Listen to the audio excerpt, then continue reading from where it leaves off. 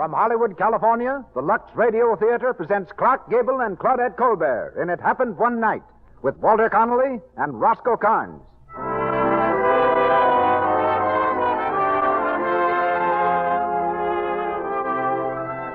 Lux presents Hollywood. Our stars, Clark Gable, Claudette Colbert, Walter Connolly, and Roscoe Carnes. Our play, It Happened One Night. Told to the tune of a roaring bus motor, it's a fast-moving story of a runaway society girl and the reporter who helped her run. Our guest is a real-life cross-country bus driver, Mr. Harold Burnham. The music of the Lux Radio Theater is under the direction of Louis Silvers. This program comes to you with the good wishes of the makers of Lux Flakes, the world's largest-selling package soap for fine fabrics. Lux is safe in everything, safe in water alone, and it's thrifty.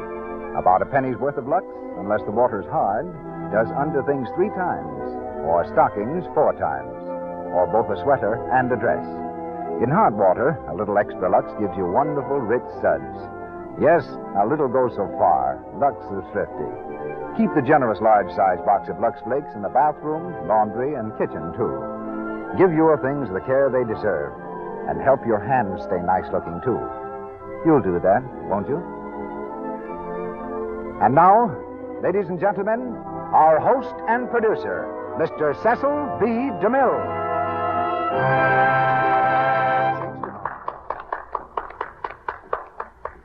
Greetings from Hollywood, ladies and gentlemen. It happened one night that a husky son was born to Mr. and Mrs. William Gable of Cadiz, Ohio. When the boy grew older, it happened one night that a friend who was an actor invited him backstage to witness a performance of the local stock company. The young man was allowed to peer through a peephole in the curtain, saw a vast bank of upturned, expectant faces, and discovered that it thrilled him, lured him as irresistibly as fate itself.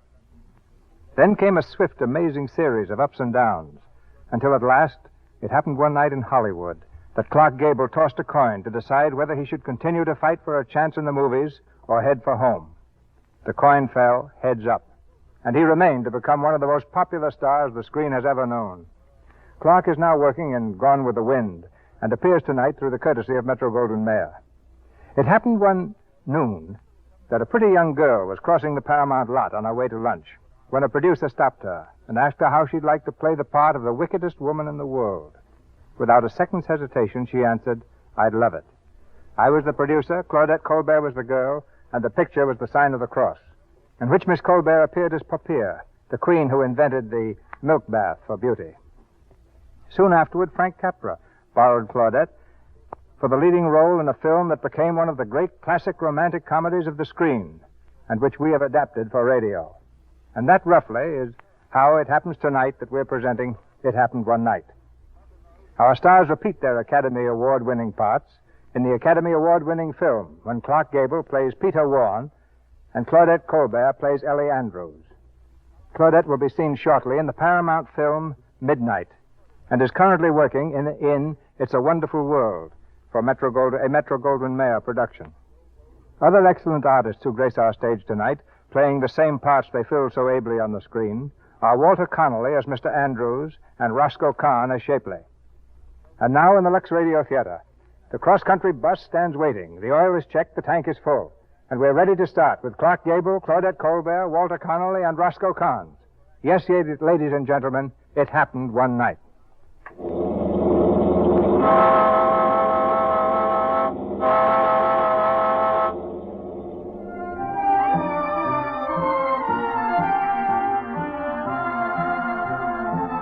A bus terminal in Miami, Florida. Passengers are milling about the ticket office, crowding around the newsstand, fighting for places at the lunch counter. In a telephone booth at the far end of the station, Peter Warren, a news reporter, has just put through a long-distance call to his paper. Hello. Is this the New York Globe? Yes, sir. Well, this is Peter Warren talking. I want to speak to Harry Gordon right away. Who? Gordon, the managing editor. Oh, one moment, please. Fire me, huh? I'll show him the big baboon. Hello? Hello, Gordon. Yeah? This is Peter Warren. Well, what of it?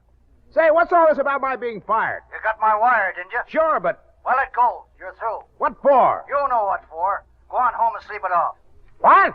Hey, listen here, monkey face. I'm the best news hound your filthy scandal sheet ever had. Don't make me laugh. What were you doing last night? None of your... I sent you my copy. Sure. All about the bathing beauties in Miami Beach. It was lovely. But did you know that Ellie Andrews disappeared last night from her father's yacht? What? Ellie Andrews, she disappeared. Do you know that? No. Well, that's why you're fired. Hey, wait. Hello. Hello. No. First waiting for Palm Beach, Savannah, Jacksonville, Philadelphia, New York. Hey-o, get your newspapers. Read all about it. Funky Earth runs away. Hey-o, read all about it. Hey, boy. Yes, sir. Want a paper? What's the headline? Oh, that's about a society girl. Her name's Ellie Andrews. She just run away from her old man's yacht. Ellie Andrews, the banker's daughter, huh? Yeah. Want a paper, mister? Hey, what'd you run away for? Oh, I don't know.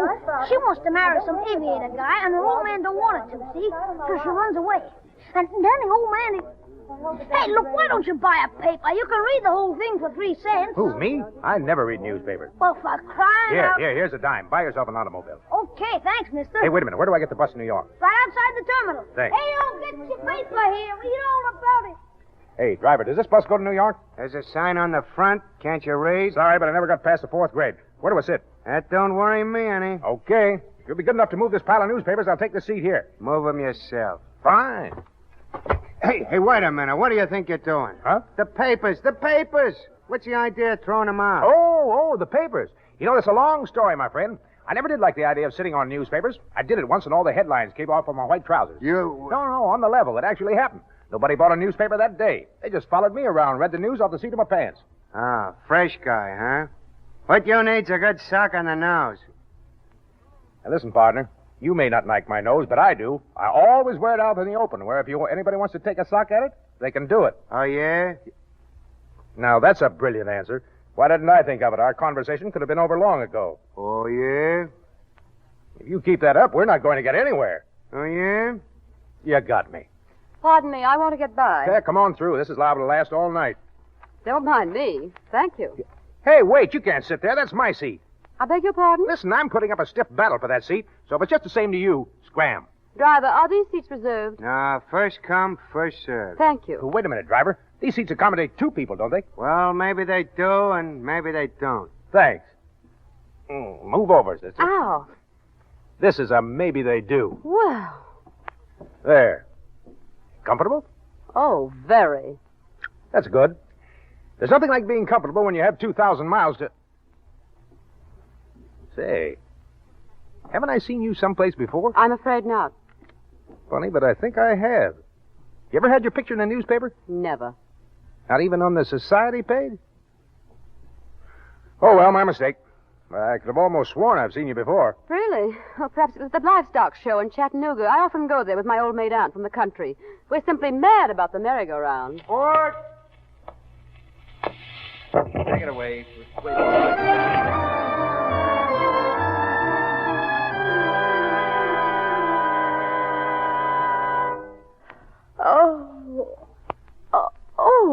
Oh, I'm terribly sorry. Oh, that's all right. You have a good sleep? Oh, fine, thank you. Well, everybody's gone. Where are we? Jacksonville. We just got in. We change buses here and pull out in half an hour. Oh, it was so foolish of me to fall asleep on your shoulder like that. Why didn't you push me away? Oh, I hated to wake you up. You look kind of pretty asleep. How about some breakfast? Oh, no, thank you. I never eat on a bus. You mean you've never traveled on a bus? I beg your pardon? Let it go. But you ought to eat something. You got to watch out for your health, you know. Thank you. I can take care of myself. Excuse me, please. I'm getting out. Sit down. I want to talk to you. Oh, do you? You'll never get away with it, Miss Andrews. What are you talking about? I said you'd never get away with it. Your father will stop you before you get halfway to New York. You must have me confused with someone else. Quit kidding. It's all over the front page. You know, I've always been curious to know what kind of a girl would want to marry a front-page aviator like King Wesley. Take my advice and grab the next bus back to Miami. That guy's a phony. I didn't ask for your advice. No, that's right. You didn't. Well, I guess I'll step out and send a telegram. No, wait. You're not going to notify my father, are you? What for? You could probably get some money out of him. Oh, I never thought of that. Now, listen. If you'll promise not to do it, I'll pay you. I'll pay you as much as he will. You won't gain anything by giving me away as long as I'm willing to make it worth your while. And I will. Just as soon as I get to New York, I'll pay you. Cut it. What? I said cut it. You know, I had you pegged right from the start. You're the spoiled brat of a rich father. The only way you can get anything is to buy it. Now you're in a jam, and all you think of is your money. It never fails, does it? But Ever hear of the word humility? No, you wouldn't. I guess it never occurred to you to just say, please, mister, I'm in trouble. Will you help me? No, that'd bring you down off your high horse for a minute. Well, let me tell you something. Maybe it'll take a load off your mind. You don't have to worry about me. I'm not interested in your money or your problems. You, King Wesley, your father, you're all a lot of hooey to me. So long, Miss Andrews.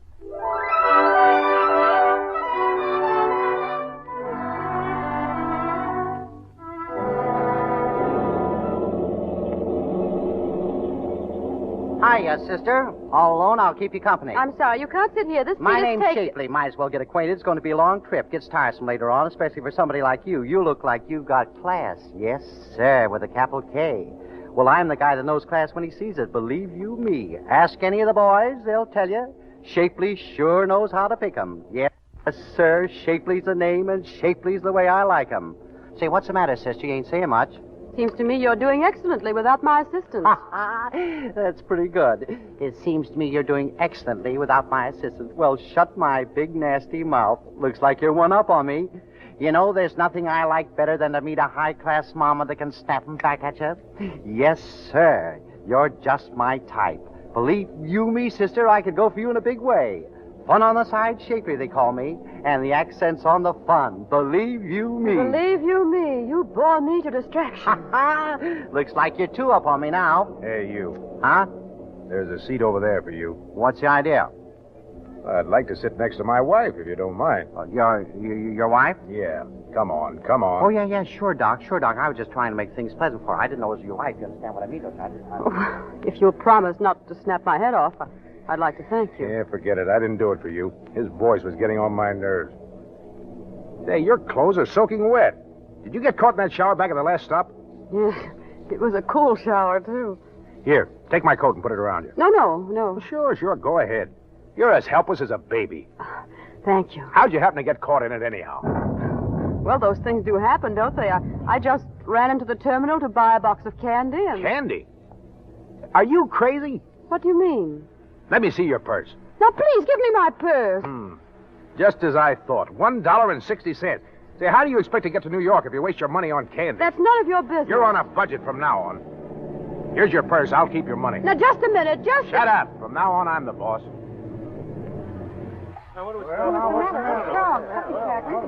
Hey, driver, what's the matter? There's a sign there that says the bridge at Dawson's been washed out. We might as well put up here for the night. But where are we? Dyke's Auto Camp. They got cabins here. No chance of getting through, huh? Not tonight. That's enough for me. Come on, Brad. Are you talking to me? Yeah, we're stopping here for the night. Let's go. Here's your cabin, Mr. Warren. This one here? Yes, sir. Come on, kid. This is it. Oh, I'm dripping. Well, good night. I hope you and your husband rest comfortably, Mrs. Warren. Oh, yes. Thank you. Well, go on in. What are you going to do? Stay out here in the rain all night? Oh, darn clever, these Armenians. Yeah, it's a gift. I just had the unpleasant sensation of hearing you referred to as my husband. Oh, yeah. I forgot to tell you about that. I registered as Mr. and Mrs. Oh, you did? You know, compared to you, my friend Shapley's an amateur. Now, just whatever gave you the idea I'd stand for this? Hey, now, wait a minute. Let's get this straightened out right now. If you're nursing any silly notion that I'm interested in you, forget it. You're just a headline to me. A headline? You're not a newspaper man, are you? Chalk one up for your side. Now, listen. You want to get to your fiancé, King Wesley, in New York, don't you? All right. I'm here to help you. What I want is your story. Exclusive. A day-to-day account all about your mad flight to happiness. I need that story. Just between you and me, I've got to have it. Isn't that just too cute? There's a brain behind that face of yours, isn't there? You've got everything nicely figured out for yourself, even including this. This? Oh, you mean the Mr. and Mrs. business. Oh, that's a matter of simple mathematics. These cabins cost $2 a night. And I'm sorry to inform you, wifey dear, that the family purse won't stand for our having separate establishments. You understand? Yes, I guess so. Smart girl. And now we come to the problem of retiring for the night. Which of these beds do you prefer? That one? Take it. Thanks. Now that the popularity contest is over, what happens next? Oh, simple. Give me the clothesline over there. Thank you. Now, we tie up one end of it here on the wall, like this. Pretty knot, don't you think? About average. The other end goes over this nail, and we tie it up on the opposite wall. So, that makes a clothesline extending from wall A to wall B, and passing exactly between beds X and Y. Then we take the blanket, G, and place it over the clothesline, A, B, so that you in bed X will not be troubled with the disturbing sight of me in bed Y. Do you follow me? I suppose that makes everything all right. I hope it does. I like privacy when I retire. Hence, the walls of Jericho. Maybe not as thick as the ones that Joshua blew down with his trumpet, but it's a lot safer. You see, I have no trumpet. Well, now that is a relief. And to show you my heart's in the right place, I'll give you my best pair of pajamas. Here. Thanks. Now, do you mind joining the Israelites on the other side of the wall? I think it might be better. Excuse me. Yeah, that's the stuff, Brett. Don't be worried. The walls of Jericho will protect you. Would you mind putting out the light? Oh, not at all. Turning in? Mm-hmm. Say, would you mind taking those things of yours off the walls of Jericho? Oh, I'm sorry. How's that? Better. It's nice, isn't it? Lying here and listening to the rain. By the way, what's your name? What's that? Who are you? Me? Oh, I'm the whippoorwill that cries in the night. I'm the soft morning breeze that caresses your lovely face. You've got a name, haven't you? Yeah, I got a name. Peter Warren. Peter Warren. I don't like it. Don't let it bother you. You're giving it back to me in the morning. Pleased to meet you, Mr. Warren. Pleasure's all mine, Mrs. Warren. Good night. Good night.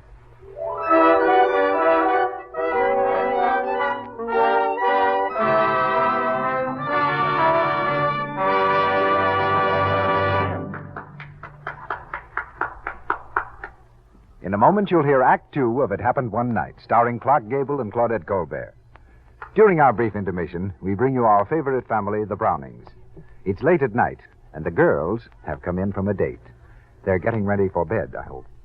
Gee, it was fun tonight, wasn't it, Midge? I'll say. You know, Dot, I always sort of envy you when I see you with a crowd of people. Why? What do you mean, Midgie? Oh, it's just that you always look so pretty and fresh, and people sort of flock toward you like you were a magnet or something. They never do that with me. Oh, now, Midge, you just imagine it. Well, I'm too sleepy to think about it now. You about ready for bed? No, not quite. I've got to lux my undies first. At this hour? Goodness, why don't you skip it? Oh, not on your life. Aren't you going to do yours? No, I'm too tired. Oh, but Midge, you must. Oh, what difference does it make? Oh, it's so much nicer putting on fresh things in the morning. Well, just this once won't matter. Oh, but Midge, dear, you're always saying that. Now, see here, honey. You say you want heaps of friends and parties and fun. Oh, yes, I do. Well, believe me, daintiness has a lot to do with that. Here, give me your undies now, and I'll lux them with mine. You angel. I'll do yours and mine both tomorrow night. Honest, I will. Oh, girls, it takes only a few minutes to lux your things after every wearing. A quick dip in Lux Suds removes every trace of perspiration and leaves things fresh and lovely looking. There's no harmful alkali, absolutely nothing in Lux to fade colors or hurt fabrics. You can use it safely for anything safe in water alone. So keep the generous large-size box of Lux Lace in the house all the time. And Lux underthings after every wearing. Your dresses often. This dainty habit means so much to your happiness. Helps you stay sweet and lovable. A woman everyone admires. And now, here's Mr. DeMille. It Happened One Night, starring Claudette Colbert and Clark Gable, with Walter Connolly and Roscoe Carnes.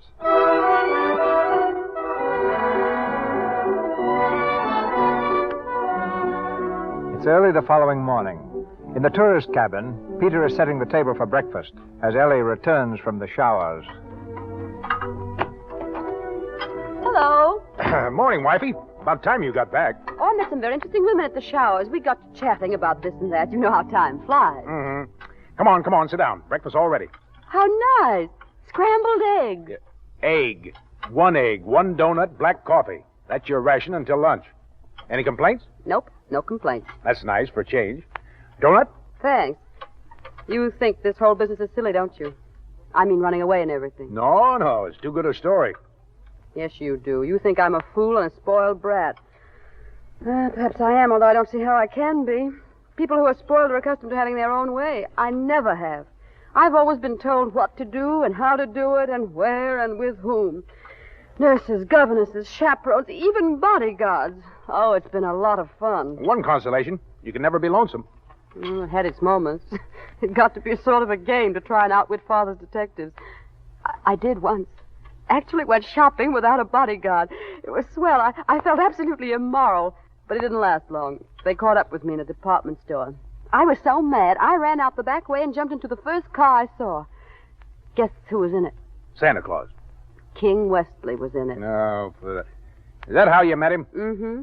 We rode around all afternoon. Father was frantic. By 6 o'clock, he was having all the rivers dragged. I can see it. Say, where did you learn to dunk? In finishing school? Oh, now don't you start telling me I shouldn't dunk. Of course you shouldn't. You don't know how to do it. Dunking's an art. Don't let it soak so long.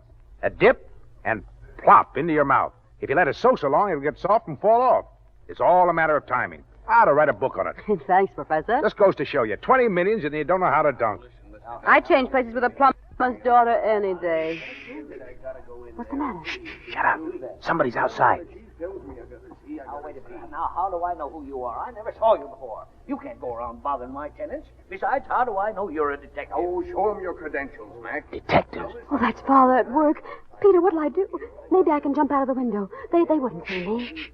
Come here and get yourself all mussed up. Push your hair down over your eyes. Yeah, that's it. Yeah, I got a letter from Aunt Bella last week. She says if we don't stop over at Wilkes-Barre, she'll never forgive us. What are you talking about? What's the difference? Say something. I guess I'll write to Aunt Bella today. Yes, I would if I was you. Letters are always cheering to invalids. Yeah, she says she's got the hay fever again. You don't say. Excuse me. Oh, look, a man, darling. I want to see you, miss. What's your name? Are you addressing me? Yeah, what's your name? Hey, wait a minute. That's my wife you're talking to. What do you want anyway? We're looking for somebody. Yeah? Well, look your head off. Only don't come busting in here. This ain't a public park. I got a notion to take a sock at you. Take it easy, son. Take it easy. They're detectives, Mr. Warren. I don't care if they're the whole police department. They can't come busting in here and shooting questions at my wife. Now, don't get so excited, Peter. They just asked a civil question. Oh, is that so? Say, how many times do I have to tell you to stop butting in when I'm having an argument? Oh, you don't have to lose your temper. Just a minute. You don't have to lose your temper. That's what you said the other time, too. Every time I try to protect you. Oh, keep quiet. I won't keep quiet. You're just like your old man. Once a plumber's daughter, always a plumber's daughter. There ain't an ounce of brains in your whole family. Oh, Peter, why you've gone far enough. I won't stand here and be insulted like this. Oh, shut up. Shut up. Oh, now you see what you've done. You've disturbed my guest. Yeah, what do you mean by it anyway? Well, I'm sorry, Mr. Warren, but you see, we got to check up on everyone. We're looking for a girl by the name of Ellen Andrews, daughter of the Wall Street King. Yeah, well, it's too bad you're not looking for the daughter of a plumber. Quit bawling. Quit bawling. I'm sorry, folks. My mistake. There, now, didn't I tell you there was a perfectly nice marriage? Well, hold on. Are they gone? Yeah, they're gone.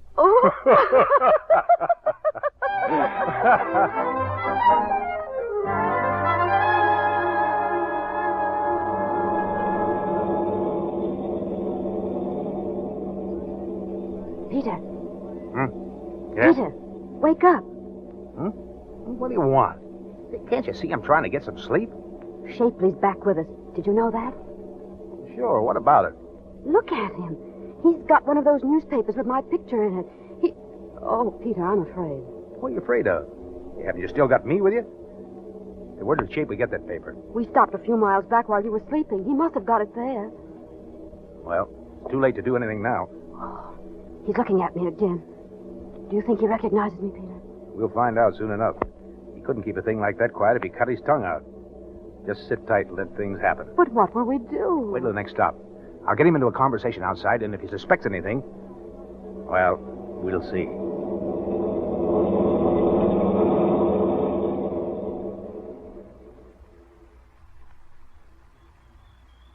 Hello, Mr. Shapley. Hello. Nice to get out and stretch your legs, ain't it? Yeah, it sure is. I see you got a paper there. That's right. Maybe you'd like to take a look at it. Yeah, I don't mind if I do. Well, hold it here in the headlights, and you can read while you're waiting. traveling like this, you sort of lose track of what's going on in the world. Take that story there, for instance, about Ellen Andrews. If I was to see that dame, you know what I'd do? No. What? I'd go 50-50 with you. Why? Because I don't believe in hogging it all, see? A bird that figures that way always ends up behind the 8-ball, is what I always say. What's in your mind?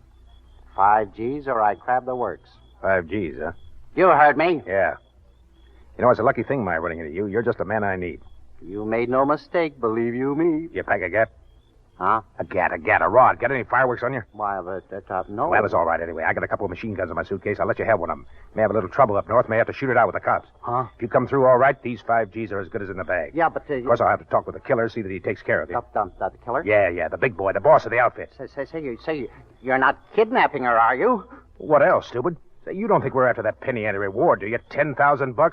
Chicken feed. But pardon me, mister. I guess I don't want that dough after all. Say, listen, you're in on this thing and you're staying in, get me? You know too much. Yeah, but I won't say anything. Honest, I won't. How do I know that? Say, I got a good nurse to plug you right now. Oh, no, you can trust me, mister. I'll keep my mouth shut. My wife and my kids. What's your name? Oscar Shapley. Where do you live? Orange, New Jersey. Got a couple of kids, huh? Yes, sir. They're just babies. A little golden-haired girl. You ever hear of Bugs Dooley? Bugs Dooley? He was a nice guy, just like you. But he made a mistake one day, got a little too talkative. You know what happened to his kids? Oh. Well, I can't tell you. But when Bugs heard about it, he blew his brains out. Oh, gee, that was terrible. Yeah. Now beat it. Yeah, thanks, mister, thanks. Can I go back now? To the bus? Say, what do you think I am? Crazy? You're walking, see? Yes, sir. Yes, Come on, scram. Sure. Anything you say, mister. You ain't going to shoot me in the back, are you? If you don't beat it... I'll go. All right, come on, get going. All right, folks, all aboard. Hey, wait a minute, driver. Come on, get in. Never mind, we're getting off here. Me and the young lady. What's that? Come on, Brad. What's the matter? Come on, don't ask so many questions. Here, give me your hand. Got your suitcase? Yeah, thanks.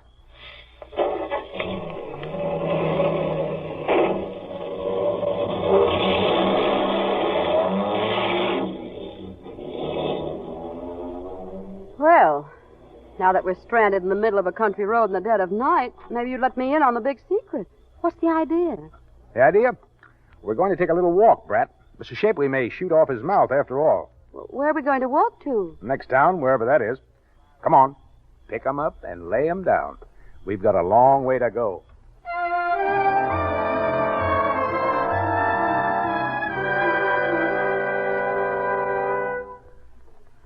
How long does this cross-country hike keep up? My feet are killing me. Stop here if you want. Here? Where are we? Virginia? Oh, I know, but where? I can't say for sure right now, but from the looks of that hayrick, I guess we're on somebody's farm. Where's the farmhouse? What difference does that make? You don't mean we're going to sleep out here in the open, do you? Well, I don't know about you, but I'm going to give a fairly good imitation of it. Peter. What? I'm awfully hungry. Oh, that's just your imagination. No, it isn't. I'm hungry and scared. You can't be hungry and scared both at the same time. Well, I am. If you're scared, it scares the hunger out of you. Not if you're more hungry than scared. Yeah, all right. You win. Now, let's forget about it. I can't. I'm hungry. Holy smokes. Why did I ever get mixed up with you? If I had any sense, I'd be in New York by this time. What about your big story? Taking a dame back to her fiancé. I turned out to be a prize sucker, all right. Here, your bed's all ready. Come on. You mean I'm supposed to sleep on that hay? That's the idea. Oh, it's all crackly. Oh, shut up and go to sleep. I'm sick and tired of listening to a lot of complaints. You know, you're becoming awfully disagreeable lately. You just snap my head off every time I open my mouth. If being with me is so distasteful to you, you can leave. You can leave any time you see fit. Nobody's holding you here. I can get along. I can get along very nicely without you. Peter, are you listening? I said I can get along very Oh, Peter? Peter! Where are you? Oh, Peter! What's the matter? Hey, what are you yelling about? Oh, Peter, I was so worried. What got into you? I was only gone a minute. I went to try to find you something to eat. I know, but... Well, here's a watermelon. I swiped it in the next field. I don't want it now. Well, I thought you said you were hungry. I was, but... But what? But I was so scared it scared the hunger right out of me. Holy jumping catfish. You'll drive a guy crazy. I guess... Shut up. I was only going to say, I guess you're right. You're darn tootin' I'm right. Now go to sleep and forget about everything. Yes, Peter. Peter, What? what are you thinking about? By a strange coincidence, I was thinking of you. Really? Yeah. I was wondering what makes dames like you so dizzy.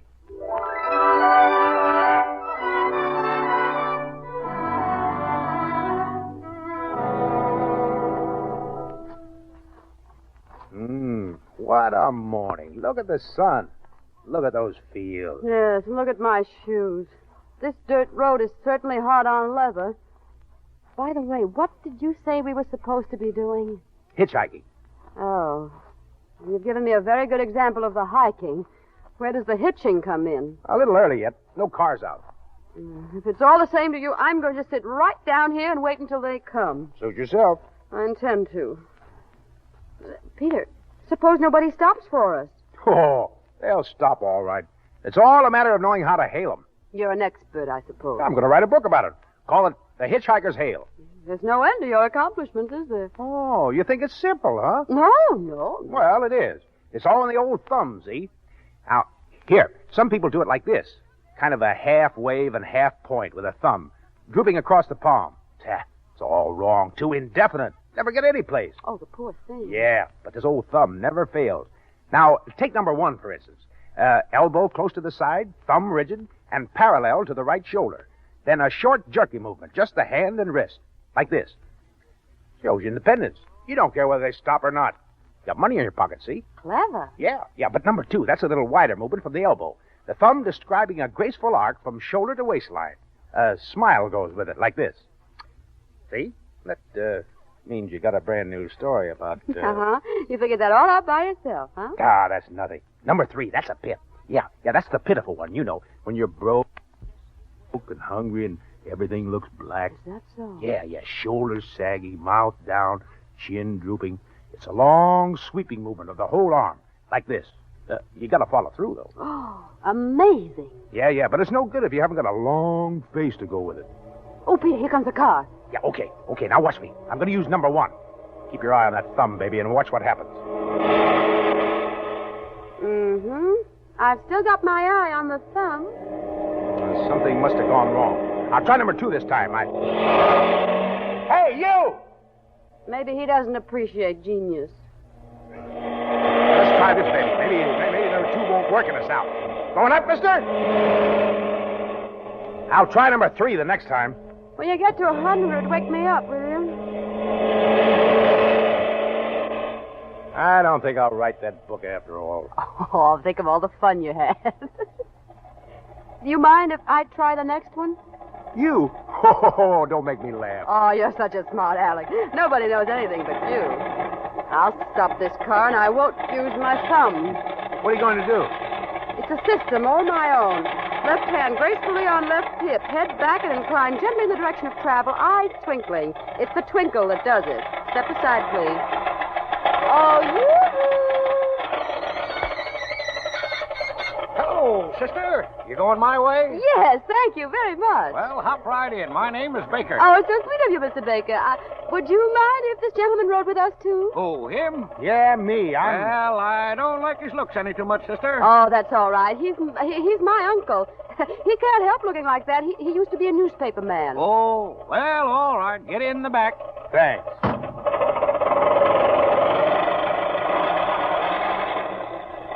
As I was saying, it's a system, all my own. Oh, yeah? Mm-hmm. I think I'll write a book called The Feminine Touch, or Go Thither with a Come Hither. Oh, shut up.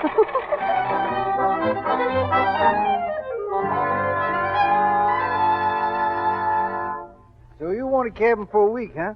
Yeah, that's right. For you and your wife? That's right. That'll be $875. Sold. Which one? Take number 4 and pay in advance. Now, listen, mister, I don't want to talk business right now. We're tired. I'll settle up with you in the morning. Well, all right. Night. Good night. Come on, Brett. What'll you tell him in the morning? I'll think of that then. Oh, I'm glad I can lie down for a change. Yeah, me too. Well, We're on our last lap. Tomorrow morning, if all goes well, you'll be in the arms of your fiancé, the dope. Mm-hmm. You'll have a great story, won't you? Yeah. Swell. Thanks. Well, you certainly outsmarted your father. And I guess you ought to be happy. Am I going to see you in New York? Nope. Why not? I don't make it a policy to run around with married women. There's no harm in your coming to see us. Not interested. Won't I ever see you again? What do you want to see me for? I've served my purpose. I brought you back to King Wesley, didn't I? That's what you wanted, wasn't it? Peter, have you ever been in love? Me? Yes. Have you ever thought about it at all? It seems to me you could make some girl wonderfully happy. Sure, I've thought about it. Yeah, who hasn't? If I could ever meet the right sort of girl. Yeah, but where are you going to find her? Somebody that's real. Somebody that's alive. They don't come that way anymore. You know, I saw an island in the Pacific once. Never been able to forget it. That's where I'd like to take her. She'd have to be the sort of a girl who'd jump in the surf with me and love it as much as I did. You know, nights when you and the moon and the water all become one. And you feel you're part of something big and marvelous. Those are the only places to live. Where the stars are so close over your head that you feel you can reach up and stir them around. Sure, I've been thinking of it. Boy, if I could only find the girl who was hungry for those things. Take me with you, Peter. Oh, please take me to your island. I want to do all those things you talked about. You? You're crazy. No, I'm not. I love you, Peter. Nothing else matters. We can run away. Everything will take care of itself. Please, I cannot let you out of my life now. I couldn't live without you. Ellie, you'd better go over there. Go to sleep. Oh, you... I'm sorry. Hey, wait a minute. Good night, Mr. Warren. Ellie, did you really mean that? About the island? Would you really go? Certainly not. You think I'm crazy? Yeah, I guess I did. Just for a minute.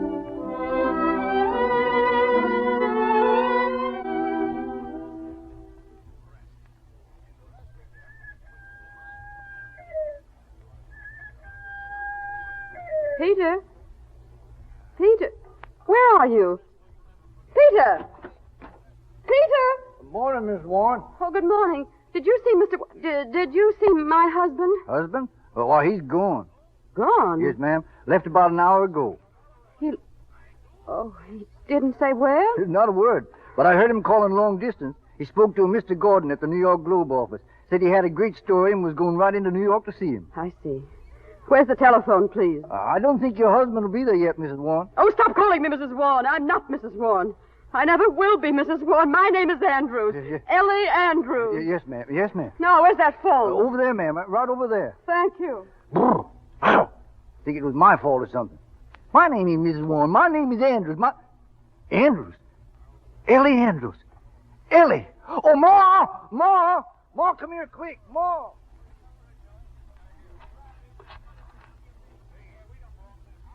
I want to call New York, please. Yes, person to person. Mr. King Wesley.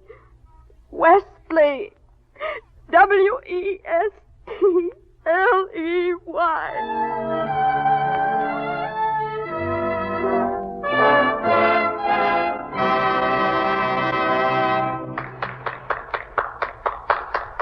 We pause for station identification. This is the Columbia Broadcasting System.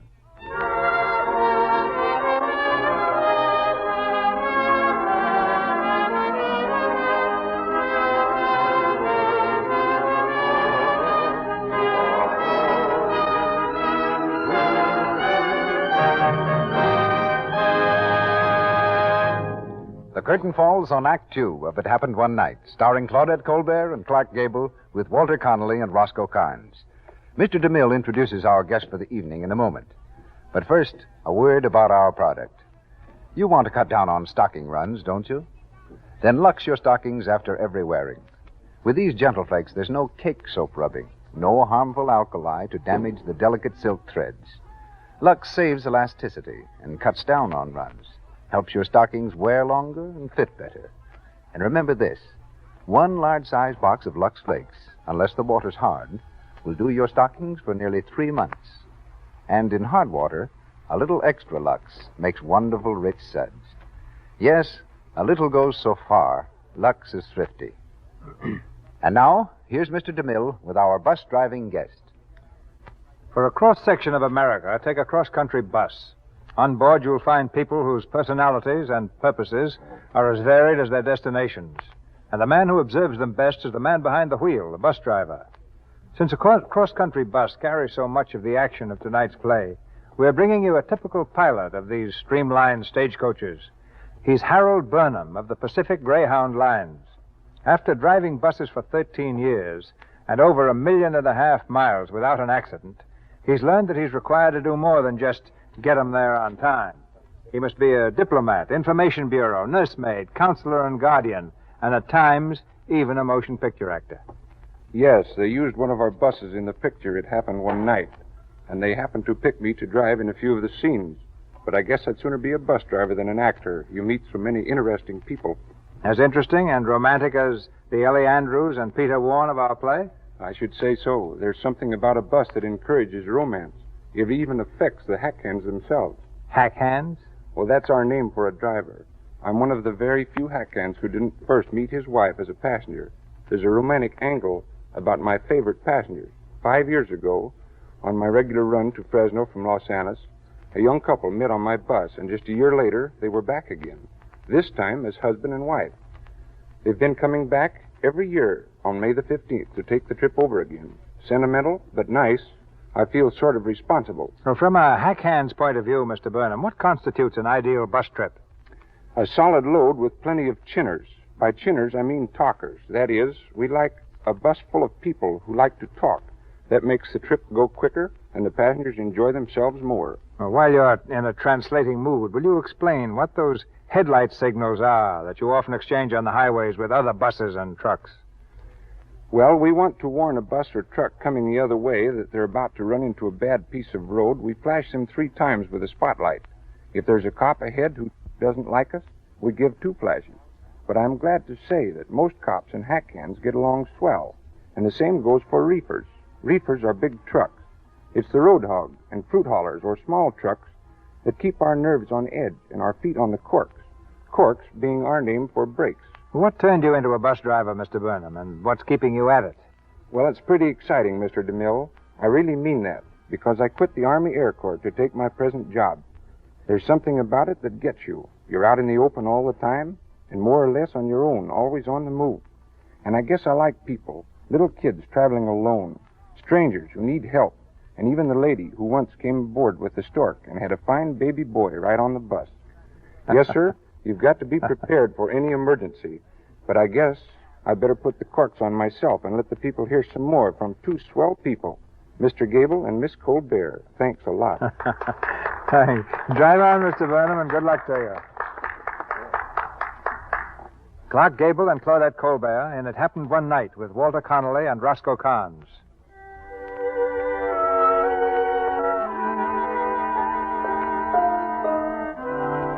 The thread of an accidental meeting, which bound the lives of Ellie and Peter, has become a tangled knot. Ellie is convinced that Peter walked out on her and has given him no chance to explain. It's a week later, the morning of Ellie's marriage to King Westley. The bride-to-be sits alone in her room, staring mournfully at her reflection in the glass. Her father knocks at the door. Ellie. Ellie. Yes, Dad. May I come in? Come in. Hello, Dad. I knocked several times. I'm sorry. I must have been daydreaming. Yes. Well, everything's set for the wedding. Great stunt King is going to pull, creating quite a furor. Stunt?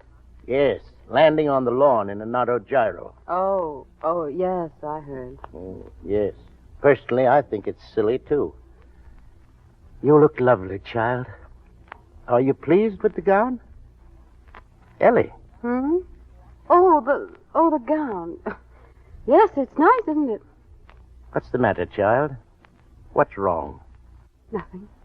You haven't changed your mind about King Wesley, have you? No. Because if you have, it isn't too late. You know how I feel about him. But you gave me such a scare when I couldn't find you. You know, the old pump isn't what it used to be. I'm sorry, Father. I wouldn't hurt you for the world. What's the matter, child? Aren't you happy? Oh, Dad. I thought so. I knew there was something on your mind. Oh, there now. What's the matter? You haven't fallen in love with someone else, have you? Have you? I haven't seen you cry since you were a baby. This must be serious. Where did you meet him? On the road. Now, don't tell me you've fallen in love with the bus driver. No. Who is he? I don't know very much about him. Except that I love him. Well, if it's as serious as all that, we'll move heaven and earth to... No, it's no use. He despises me. Oh, come now. Yes, he does. He despises everything about me. He thinks I'm spoiled and selfish and pampered and thoroughly insincere. Ridiculous. He doesn't think much of you either. Oh? No? No. He blames you for everything that's wrong with me. He says you raised me stupidly. Oh, he's marvelous. Eh? Well, what are we going to do about it? I don't know. I'd like to have a talk with him. No, it wouldn't do any good. I practically threw myself at him. Well, under the circumstances, don't you think we ought to call off this wedding off? No, I'll go through with it. What difference does it make? I'll never see Peter again. Is that his name? Yes, Peter. Peter Warren? Yes. Do you know him? No, not exactly. Oh, Father, you haven't heard from him, have you? Well, this letter came this morning addressed to me. From Peter? Yes. Here you are. Well, dear sir, as your daughter has probably forgotten to tell you that there's a little financial matter connected with her safe return to your indulgent arms that I would appreciate your settling with me at your earliest convenience. Yours truly, Peter Warren.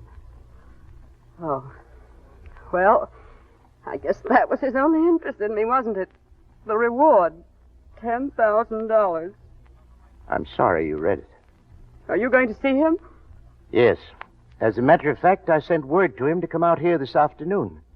I suppose he'll show up soon. Of course he will. Well, pay him off. He's entitled to it.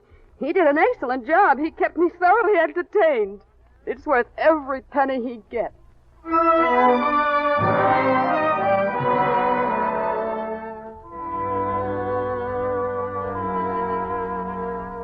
Sit down, Mr. Warren. Thanks. I was surprised to get your note. My daughter hadn't told me anything about you, about your helping her. That's typical of your daughter. Takes all those things for granted. I've discussed the matter with her since hearing from you, and she thinks you're entitled to anything you can get. Oh, she does, huh? Now, isn't that sweet of her? Well, I've got it all itemized. May I see the statement, please? Thank you. Cash outlay, $8.60. Top coat, $15. Suitcase, $7.50. Hat, $4. 3 shirts, $4.50. Total, $39.60. All the above items had to be hocked to provide food and shelter. And I sold some shorts and socks, too. But I'm throwing them in. Yes, I know, but... Say, what's the matter? Isn't it cheap enough? A trip like that would cost you $1,000, maybe more. Now, let me get this straight. You want $39.60 in addition to the $10,000. What $10,000? Why, the reward. Who said anything about a reward? All I want is $39.60. If you give me a check for it, I'll get out of this joint. Gives me the jitters. You're a peculiar chap. We'll go into that some other time. The average man would go after the reward. All you seem to Listen, did anyone ever make a sucker out of you? This is a matter of principle. Something you probably wouldn't understand. But when anybody takes me for a buggy ride, I don't like the idea of having to pay for the privilege. Were you taken for a buggy ride? With all the trimming. Well, my daughter seems to think she was on that ride, too. She thinks you walked out on her. Listen, your daughter can think anything she wants. I went to New York to raise a little dough for your daughter so she could get out on that tropical island. And what do I get? What tropical island? Oh, none of your... I come back to get her, she skipped. That's great, that is. Now, wait a minute. What about my dough? Do I get it or don't I? Certainly. Thank you. But I'd like to ask you one question. Do you love my daughter? Any guy that would fall in love with your daughter ought to have his head examined. That's an evasion. Do you love her? A normal human being couldn't live under the same roof with her without going nutty. She's my idea of I nothing. asked you a simple question. Do you love her? Yes! Don't hold that against me. I'm a little screwy myself. Well, well, well. Look who's here. Hello. I was hoping I wouldn't have to bump into you. Really? I hope you got your money. You bet I did. Congratulations. Thanks. Same to you. Ellie, dear. Stay around and watch the fun. King's going to drop down out of the skies any minute now on his favorite gyro. You'll enjoy it immensely. I would, but I've got a weak stomach. Goodbye, Miss Andrews. Pleasant fellow, isn't he? Ellie, dear, you shouldn't have talked to him like you did. He's a really fine boy. We had quite a conversation. I'm not interested. Now, see here, Ellie. I tell you, I'm not interested. I don't want to hear another word about him.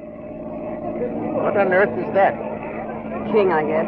Landing on the lawn in his gyro. Seems to be creating quite a lot of excitement among the guests. Well, Ellie? Come on, Dad. Let's go down and get it over with.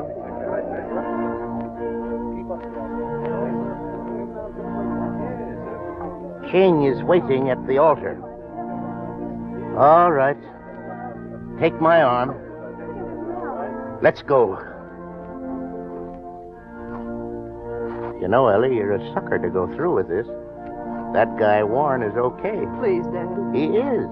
He didn't want the reward. All he asked for was $39.60 that he spent on you. What? Sure. He loves you, Ellie. How do you know? He told me so. Oh, Daddy. Oh. Well, it's too late now. Is it? You don't want to be married to a mug like Wesley. I can buy him off for a pot of gold. And you can make an old man happy. Pete Warren is a swell guy. Oh, please don't. If you should change your mind, your car's waiting at the back gate. What do you say, Ellie? You still got a few seconds. Oh, Dad. Is it Pete? Or is it this dumb cluck of an aviator? It's Pete. Hooray! Daddy, quick, kiss me. Goodbye, Ellie. Goodbye. What is this?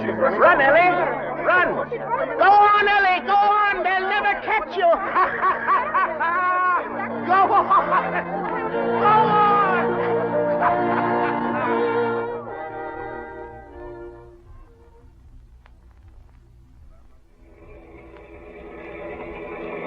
Peter. Mm-hmm. What did you do with the marriage certificate? I can't find it anyplace. Don't worry, Brad. It's safe and sound in my inside pocket. Oh, I was getting scared again. You afraid I was going to back out? It's too late now, Mr. Warren. Oh, Peter, I'm so happy. Where are we going for our honeymoon? I got the place all picked out. A tourist cabin near Philadelphia. A tourist cabin? Oh, Peter, that's grand. Yeah. See that big bundle of stuff I bought in the last town? Yes, what's in it? Oh, lots of things. A rope. A rope? Yeah. And a green blanket. The Walt of Jericho. Right. Oh, is there anything else? Hand me that little package. This one? That's it. What's in it? You'll see. There. A trumpet. A toy trumpet. Yeah. I never took a lesson, but I guess I can manage it. Listen to this. Oh, Peter, that's beautiful.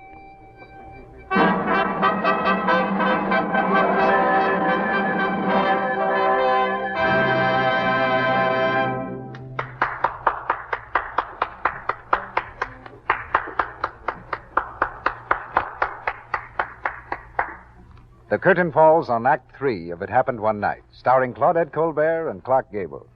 In a moment, you'll hear from our stars personally. But first, let's indulge in a little fancy. Suppose your hands could talk. What would they say? Well, let's imagine Jane's hands are talking to each other while she's playing cards with her friends at the bridge table. Isn't it fun? We fooled these women again. Haven't we, though? They think Jane has a maid. It's a great joke, isn't it?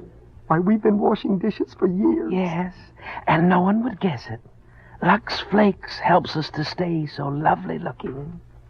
Yes, I'm sure that's the way your hands would talk if you use Lux for your dishes. Lux Flakes are kind to your hands. There's no harmful alkali to dry out the natural oils in your skin. No, indeed. Lux helps your hands stay soft and young-looking, the kind of hands every woman wants. Just try Lux Flakes for your dishes. You'll like them. They're fast, they're gentle, and they're thrifty. Yes, unless the water is hard, the large-sized box of Lux will do dishes about 60 times. In hard water, a little more Lux gives you wonderful, rich suds.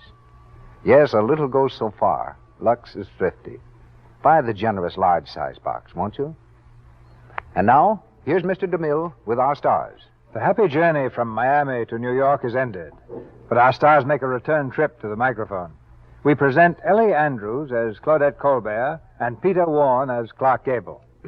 As Claudette Andrews or Ellie Colbert or whoever I'm supposed to be, I'd like to say that it's been great to do another play in the Lux Radio Theater. As Pete Gable, I'd like to say that I can't imagine a better place to take a busman's holiday. Well, assuming my most difficult characterization, that of Cecil B. DeMille, I'd like to compliment you both on a great performance. Thank you, C.B. And I'm glad to learn from your introduction to the play that you're a fatalist. Yeah, what? Seems to me I heard the word fatalist. You know, C.B., one of those people who think that, one of those people who think that everything happens for the best, if it doesn't happen for the worst. But I never said I belonged to such a cult. Claudette probably assumes, from the way you talked about everything happening one night, that you're a believer in uncontrollable destiny. Well, it's really nothing to be ashamed of, you know. Some very nice people are fatalists. You simply believe that everything happens for a purpose. And if you don't believe that way, you've nothing left but suppositions. For example, suppose Columbus had sailed east instead of west, or Paul Revere's horse had tripped over a cobblestone. That's you. Oh, it's Mr. Gable. Suppose Claudette hadn't... We have it here for you, sir. Down to Mr. Gable for me. It's Mr. Gable, I think. Suppose Claudette Colbert hadn't taken seriously when a playwright she met at a party in New York said you ought to be an actress. Or suppose she hadn't starred on Broadway in The Barker. Would she be in Hollywood now? I suppose that coin Clark tossed to see whether or not he'd remain in Hollywood hadn't fallen tails. Where would he be now? Well, children, I'll give up. Where would you be now? You mean seriously? Sure, why not?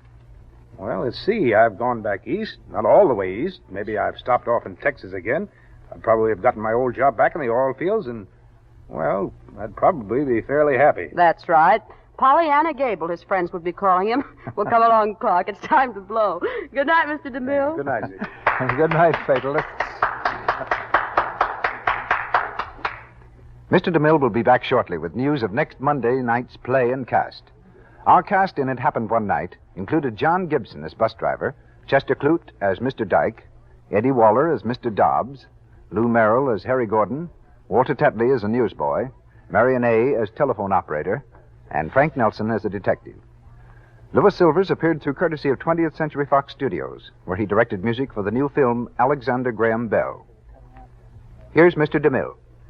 Hollywood recently observed its most important event in many months, the presentation of the Academy Awards, the highest tribute that the screen can give its personalities. For the second consecutive year, top acting honors among men went to the star whom you'll hear on this stage next Monday night, Spencer Tracy. And with him, we present one of the screen's loveliest ladies, Loretta Young. They'll bring Lux listeners the sharply realistic and romantic play for which they're so well remembered on the screen, A Man's Castle.